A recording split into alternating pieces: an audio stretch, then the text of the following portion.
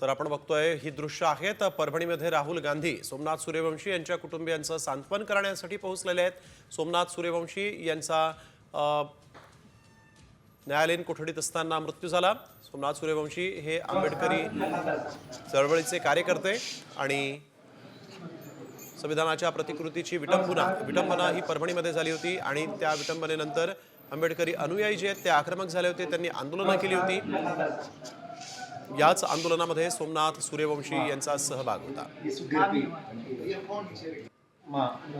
पोलिसांनी या ठिकाणी भीमनगरमध्ये राहत असलेल्या सोमनाथ सूर्यवंशी यांच्या घरात घुसून त्यांना बाहेर काढून घेऊन गेले, त्यांना प्रचंड मारहाण केली आणि त्यामध्येच त्यांचा मृत्यू झाला असा आरोप त्यांच्या कुटुंबियांनी केलेला आहे।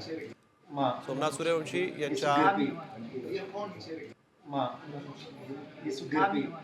मृत्यूनंतर जे पोस्टमॉर्टम झालं त्या पोस्टमॉर्टमचा रिपोर्ट जो होता तो देखील मोठ्या प्रमाणात इंजरी झाल्यामुळे मृत्यू झाल्याचा आरोप करण्यात आला होता। प्रकाश आंबेडकरांनी हा आरोप केला आणि त्यानंतर आता राहुल गांधी आपण बघतोय सोमनाथ सूर्यवंशींच्या कुटुंबियांचं सांत्वन करण्यासाठी आलेले आहेत।